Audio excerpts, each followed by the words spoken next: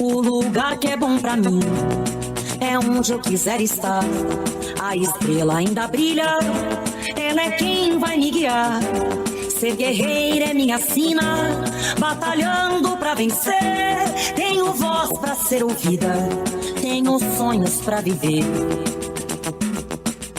Não vão mais conseguir me anular, me calar. Ninguém vai me impedir de cantar e lutar. Seja em casa, no campo, na rua ou na praça, chega de mordaça, agora eu vou falar. Porque eu sou mulher pra fazer acontecer. Eu sou uma delas, são elas por elas, ocupando os espaços de poder. Porque eu sou mulher pra fazer acontecer. Eu sou uma delas, são elas por elas, ocupando os espaços de poder.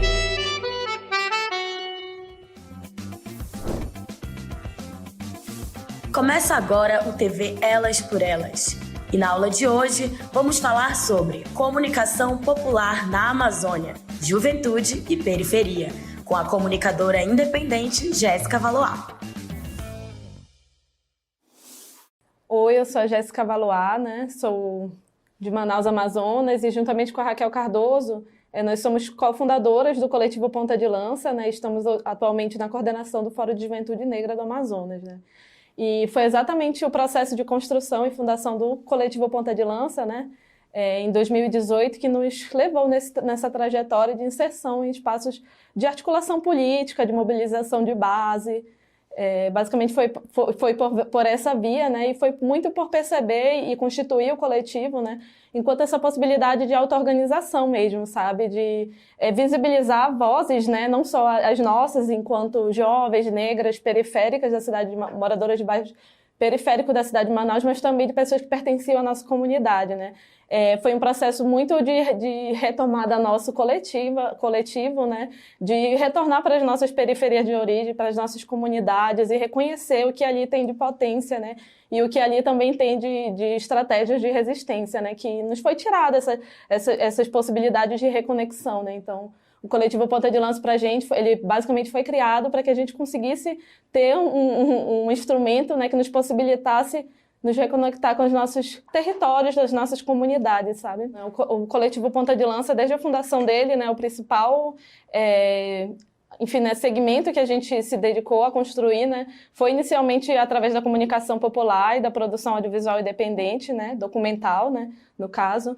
E para a gente, essa foi uma estratégia, né, para que a gente conseguisse visibilizar mesmo narrativas que historicamente são silenciadas no nosso território, né, nas periferias amazônicas, né. Então, ele basicamente foi constituído a partir disso, né, de a gente ter poder criar, né, um canal, um espaço, né, em que a gente conseguisse não só visibilizar as nossas narrativas, né, enquanto pessoas que pertencem a esses territórios, mas também de outras vozes, né, e outra diversidade de vozes, né.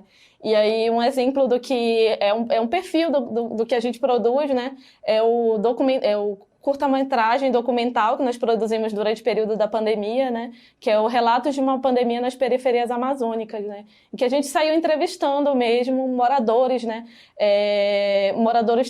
pessoas que são trabalhadoras de comunidades periféricas aqui, que moram lá em Manaus, né, em áreas mais de periferia, né. E a gente, a partir desse processo, né, a gente pode compreender como é que é a trajetória dessas pessoas e a circunstância em que elas estavam inseridas naquele momento da pandemia, de vulnerabilidade, de ser atravessado de uma forma muito mais intensa, né, com as consequências do que foi esse processo, né, ele é um processo histórico, né? Um processo histórico de desigualdade, de exclusão, de silenciamento, de submissão a violências diversas, assim, né? Então, o Coletivo Ponta de Lança, para a gente, ele é basicamente essa nossa possibilidade de reconhecer o nosso território nesse processo de escuta, porque a gente prioriza que pessoas que também pertencem a esse território estejam nesse lugar também junto conosco, né? De produzir, do fazer, né? Do construir, de veicular essas narrativas, né? Mas também que as pessoas que falem, né, sejam essas pessoas que também estão nesses lugares, né? Então, para a gente, né, o Ponta de Lança ele é um movimento, sobretudo, político, né? É um movimento político de existência, né? E de visibilidade das nossas vozes, né? E das vozes das nossas comunidades, assim, né? A partir do processo que foi constituído ali no Coletivo Ponta de Lança, né? A gente conseguiu adentrar muitos espaços, né, de decisão, e um deles foi de decisão e de articulação, né? E um deles foi os movimentos sociais, os partidos políticos, né? Podemos travar contato com o que era essa esfera, né? Desse lugar também de disputa de narrativa, né? Enfim, né? De garantia de direitos, enfim. E a gente percebeu que esse lugar ele não estava preparado, né, para receber para pessoas que pertencem a comunidades periféricas, né? Então é nesse sentido que a gente pensou esse processo de rearticulação do Fórum de Juventude Negra do Amazonas, né, que estava desativado, né? E a gente está assumindo agora numa nova composição, muito nesse sentido de nos preparar coletivamente, né, para estar nesses espaços de decisão, tanto de partido quanto de movimentos sociais, né, porque o Fórum de Juventude Negra ele se relaciona com diversos segmentos da sociedade, não só com movimentos sociais, partidos, mas também com o poder público, né, na reivindicação pela garantia de direitos à população jovem e negra do Amazonas, né? Então, ele é uma estratégia, né? Ele é um caminho que a gente está traçando, né, para que essa juventude consiga acessar esses espaços e que não sejam atravessadas por processos de violência, né, que constituem também essas estruturas, né, sobretudo que isso, enfim, né, no que diz respeito ao racismo, né, que coloca essas juventudes num lugar de uma vulnerabilidade muito grande dentro desses espaços, né. Então, ele é uma estratégia de auto-organização, uma estratégia de resistência, né, sobretudo em prol, né, da saúde mental, individual e coletiva dessa juventude negra que está acessando esses espaços de decisão, né. Olha, nossa principal pauta é a necessidade de representatividade, né, porque a juventude negra, ela enfim, o direito a ter uma referência, né, ele é uma característica que, enfim, né, em todo o território nacional, né, do Brasil, né, que tem ali as heranças da colonização, né, essa juventude negra, ela cada vez menos vai tendo acesso a referências, né, de pessoas que estão dentro desses espaços, né, e uma das trajetórias que a gente faz questão de relembrar nos nossos processos é a contribuição da Mãe Nonata, né, que foi uma das fundadoras do Partido dos Trabalhadores, precursora do debate antirracista no estado do Amazonas, né, porque é importante a gente ter referência, a gente ter referência de quem também pertencia ao mesmo território que a gente, que acessou e que contribuiu dentro desses espaços, né, de decisão.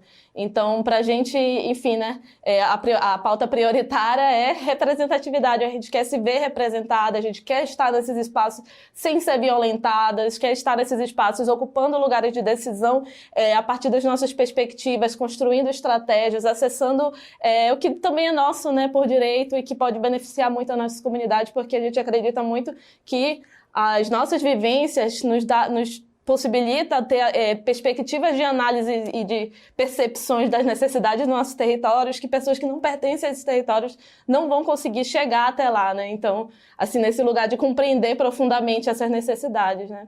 A contribuição da comunicação, né, e de trabalhar com comunicação a partir do processo de fundação do Coletivo Ponta de Lança foi muito importante para a gente nesse sentido de a gente compreender as estruturas dos processos, sabe? Ouvir, escutar, e foi um lugar que a gente se colocou durante muito, assim, só recentemente mesmo que a gente está nas frentes das câmeras, né, aparecendo enfim, porque a gente também entendeu esse lugar das pessoas se reconhecerem, né, e verem quem é que está construindo, né. Mas a gente sempre, no início do Ponta de Lança, a gente fez muito processo de escuta, né? A gente escutou toda a galera dos movimentos sociais que estavam se organizando nas comunidades, fazendo esse processo de estar atrás das câmeras e de registrando, né? Então, nos possibilitou, assim, nesse processo de escuta, travar contato com experiências e compreender como é que funcionavam essas estruturas, né?